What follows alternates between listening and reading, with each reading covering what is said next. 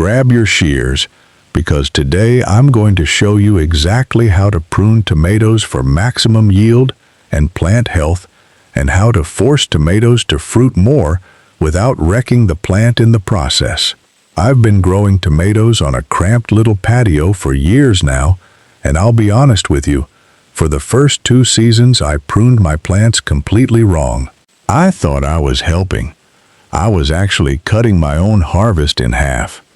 If you've got tomato plants that look big, green, gorgeous, and give you barely a handful of fruit, this is the video that fixes it. Stick with me, because almost everything you've been told about pruning tomatoes is either half true or flat out backwards. Let me ask you something right at the top, and I genuinely read every comment. So tell me down below, have you pruned tomatoes before and felt like it made no difference? Or is this the very first season you're going to try it? Drop a 1 or a 2 in the comments. 1 if you've tried, 2 if you're brand new. I want to see the split. Okay, let's get into it. The first thing I need you to unlearn is the biggest myth in tomato growing. You've heard it 100 times. More pruning equals more tomatoes. Cut everything off, expose the fruit, and the plant rewards you with a monster harvest. It sounds right. It feels right when you're standing there with the shears. And it's wrong. Here's the mistake. A heavily pruned tomato plant looks incredibly productive. The fruit clusters are exposed, everything's tidy. You can see every tomato hanging there. So your brain goes, look at all that fruit. This is working. But looking productive and being productive are 2 different things. When you strip off too many productive shoots, you're removing the very growth that the plant would have used to make more fruit. You end up with bigger individual tomatoes, sure, fewer of them though. The total weight coming off that plant actually drops. I learned this the hard way. My second season I had a plant I babied, pruned it every few days, kept it lean and clean like the tutorial said. Beautiful plant, and it gave me maybe 7 tomatoes all summer, while my neighbor's messy, half-wild plant next door was dripping with them. That stung. That's the moment I realized I'd been trained to prune for looks, not for yield. So the goal shifts right there. We're growing tomatoes to eat, not to photograph. Keep that in your head the whole way through this video. Now let me show you the single most expensive pruning mistake people make, and it's about leaves. Most gardeners treat tomato leaves like clutter. Excess foliage, stuff to trim away so the plant looks neat. Big misunderstanding. Those leaves are the plant's solar panels. That's literally their job. They catch sunlight and turn it into the sugars and carbohydrates that feed your developing tomatoes. When you snip a leaf, you're not tidying up. You're switching off a little power station that was feeding a specific fruit. And here's the part that really matters. The leaves sitting near a fruit cluster are usually the ones feeding that exact cluster. Rip those off, and you've cut the food supply to the tomatoes you were most excited about. It gets worse, too. Those same leaves are shading the fruit. Pull them, and you expose your tomatoes to harsh, direct sun, and that's how you get sunscald, those pale, leathery, sunken patches that ruin a tomato before it even ripens. So before you remove any leaf, ask yourself one quick question. Is this leaf feeding or shading a tomato I actually want? If the answer's yes, leave it alone. That one habit alone will save you more fruit than any fancy technique. Let me give you a rule I live by now. When you're deciding what to cut, start from the bottom. The lowest leaves, the ones touching the soil or splashed with dirt when you water, those are the ones to take. They're your disease entry points. They get the least light, and they contribute the least to fruit way up top. That's a safe cut. The leaves up in the productive zone, near your fruit, those you protect. Now here's where it gets genuinely interesting, and this is the tip that turned my harvests around. You've probably been told to remove all the suckers. Suckers are those little shoots that pop out in the armpit of the plant, where a leaf branch meets the main stem. Standard advice: pinch every single one. No mercy. And for most of them, yeah, that's fine. But there's one sucker you should deliberately keep. On an indeterminate tomato, that's the tall, vining type that keeps growing all season.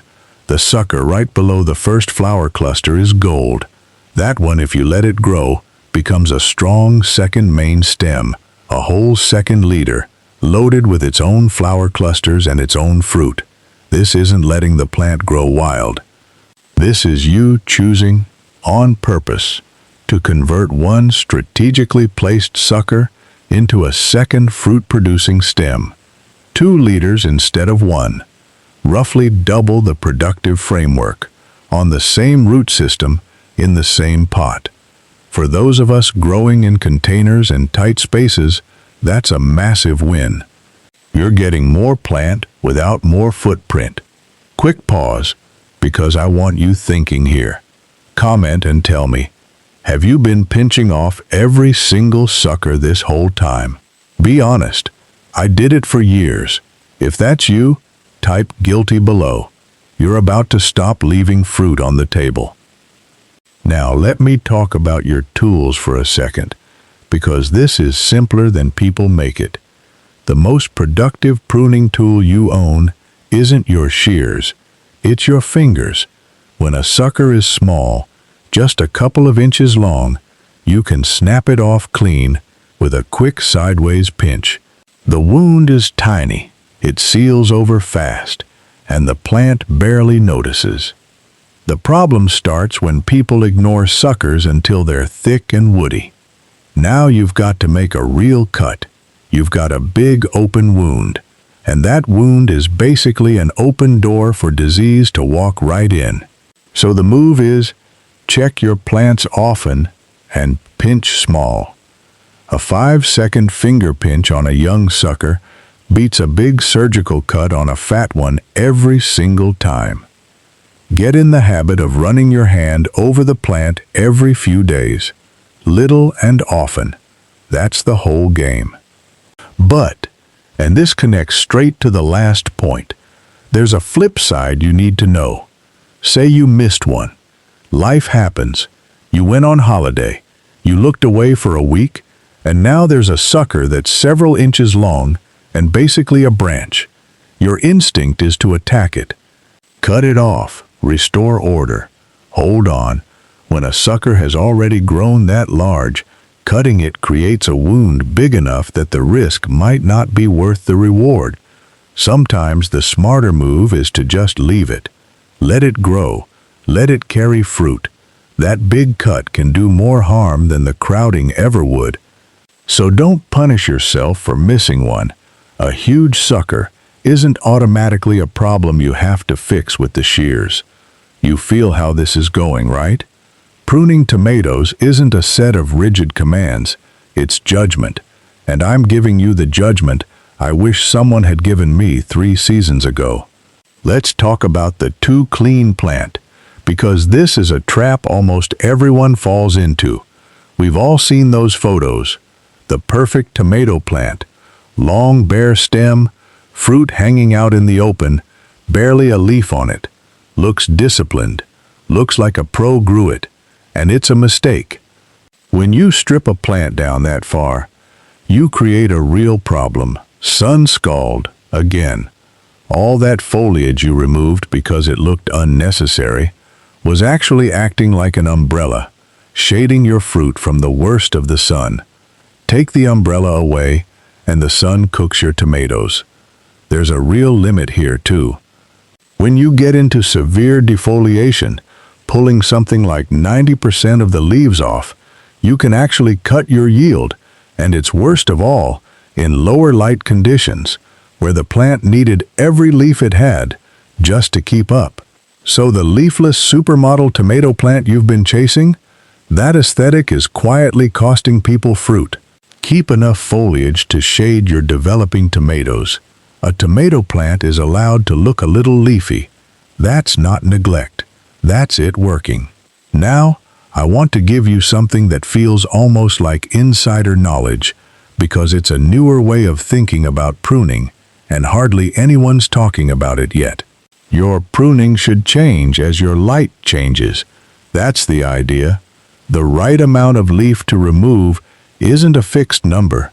It depends on how much light is actually reaching the lower part of the plant. Think about it. Early season, small plant, sun getting everywhere, not much reason to strip leaves. Peak summer, big bushy plant, lower leaves sitting in deep shade doing nothing. Now selective removal makes sense. You're pruning to the conditions, not to a rule book. And this isn't just me theorizing. A 2025 study on tomato canopy management found that pruning based on light, only removing leaves when the light data said it made sense, cut the number of pruning sessions by around 35 to 42%, with no drop in total yield. On top of that, the plants kept more of their leaves and actually produced fruit with higher soluble solids. That means better flavor, more sugar in the tomato. So you prune less often, you keep more leaves, you get the same harvest, and it tastes better. Read the plant and the light, not the calendar. All right, quick gut check, because we're right in the thick of it, and this is the halfway mark. Tell me in the comments, what type of tomatoes are you actually growing this year? Determinate, indeterminate, cherry, big beefsteaks, some mystery seedling from the garden center you can't remember the name of? Drop it below. I'm curious what this audience is working with, and honestly it helps me make better videos for you. So let me hit you with the technique that separates people who get a decent harvest from people who get an absolute avalanche late in the season. Topping. Topping the plant means cutting off the growing tip at the very top of the main stem, and people misunderstand what it's for. They think topping is just about height control. The plant's too tall, so you chop the top to keep it manageable. That's part of it, but that's not the real power move. Late season topping does something completely different, and it's about resources. Here's the situation. It's late in the year. Your indeterminate tomato is still doing what indeterminate tomatoes do, reaching for the sky, throwing out fresh growth, popping new flowers. The problem? Those brand new flowers, this late, will never have time to become ripe tomatoes before the season ends. The plant is pouring energy into fruit that will never finish, so you top it. You cut off that growing tip, and now the plant stops chasing new growth and redirects all that energy into the fruit it already has, the tomatoes that actually have a realistic shot at ripening. This is how you get that final push, that surge where the fruit already on the vine sizes up and ripens instead of staying green forever. In a short season, or up in a cold zone where fall comes fast, topping at the right moment is the difference between a crate of ripe tomatoes and a sad pile of green ones you're frantically frying or shoving on a windowsill in October. If frost is coming, top the plant a few weeks out and let it finish what it started. And that leads perfectly into a timing detail that genuinely surprised me when I figured it out. The timing of your last prune can decide whether your tomatoes get sunburned. Sounds dramatic. It's real. Wisconsin Extension recommends you stop your routine pruning around 1 to 2 weeks before you expect your first harvest. Why? Because the plant needs that time to rebuild enough leaf canopy to shade the ripening fruit and protect it from sunscald right at the finish line, when those tomatoes are most valuable. And this is so counterintuitive. Most of us think, if pruning is good, I should keep pruning right up until I pick. Makes sense on paper, But knowing when to stop is part of pruning well. You ease off, you let the canopy fill back in a little, and that fresh cover shields your almost ripe tomatoes through the most delicate stretch.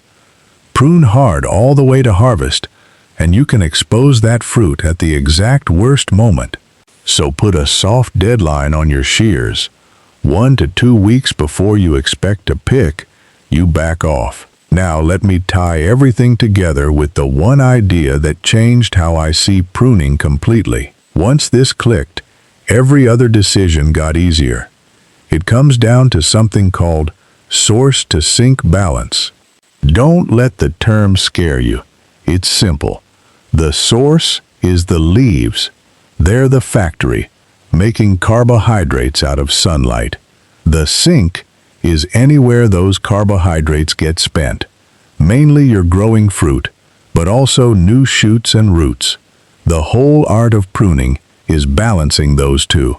Remove too little foliage and the canopy gets crowded. Air stops moving, light can't get in, disease moves in, and the plant wastes energy running leaves that are just shading each other. Remove too much and you gut the factory. Now, there aren't enough leaves to make the food your fruit needs to grow and ripen. Either extreme costs you. The sweet spot is in the middle, and the research backs this up in a really clean way. A 2026 study found that moderate leaf removal, somewhere around 15 to 30%, maintained or even improved yield in the tomatoes they tested, while that extreme 90% removal often dropped the yield. Moderate wins. Not stripped bare, not left as a jungle. Somewhere sensible in between. So the takeaway I want you to carry out of this video is this. Good pruning finds the point where the plant has enough leaves to feed the fruit, and enough space and light to keep the whole canopy working. That's it. You're not trying to cut away everything green. You're managing a balance between the factory and the fruit. Once you're thinking that way, you stop over-pruning out of fear, and you stop under-pruning out of laziness, and you land right where the harvest actually lives. Let me pull this all into a clear game plan you can use this week, because I don't want you closing this video with theory and no action. Start at the bottom of the plant. Take off the lowest leaves near the soil, the dirty, shaded ones that invite disease. That's your safe zone. Pinch suckers while they're small, with your fingers every few days, little and often. But keep that one sucker right below the first flower cluster. If you're growing an indeterminate type, let it become a second stem and a second harvest. Protect the leaves near your fruit. They're feeding and shading those tomatoes. Don't strip your plant bald chasing that clean look. Sunscald is waiting for you if you do. Read the light, not the calendar. Prune more where light's being wasted in deep shade, less where the plant's already balanced. Late in the season, top your indeterminate plants to push energy into the fruit that can still ripen, and ease off the pruning 1 to 2 weeks before your first harvest so the canopy can shade the fruit through the finish. Aim for that moderate touch. Think 15 to 30%, roughly a light trim rather than a hack job. Enough leaves to feed the fruit, enough openness to keep the plant breathing. Do that, and you won't just have a healthier plant.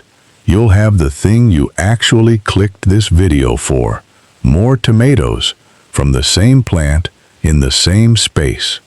That's the whole promise, and it's completely within your reach, even if the last few seasons let you down. A rough season doesn't mean you've got a black thumb. It usually means you were pruning for looks instead of for yield. Now you know the difference. Think about what that means for a small space grower.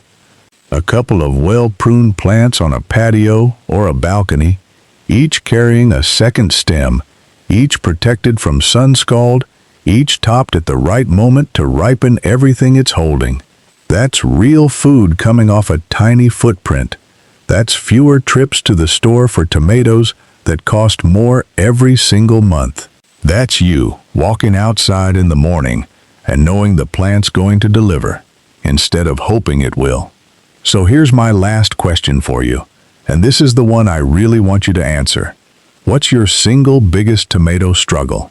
Is it low fruit set, plants that look healthy but barely produce? Is it sunscald or splitting, pests, yellowing leaves you can't diagnose? Tell me in the comments. Be specific, and I'll do my best to reply and point you in the right direction. Your answer also tells me what to cover next, so you're basically writing the next video for me. If this cleared even one thing up for you, do me a quick favor and smash that like button.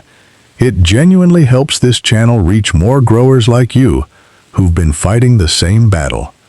Subscribe to Plant Care Secrets TV so you don't miss the next one, because we go deep on this stuff, and I don't want you missing the video that finally fixes your setup. And if you want to go a step further and support the channel directly, hit that join button and become a member. You'll be backing everything we make here and helping keep these deep dive guides coming. I read every comment. So tell me how your tomatoes are doing, tell me what you're growing, and I'll see you in the next one.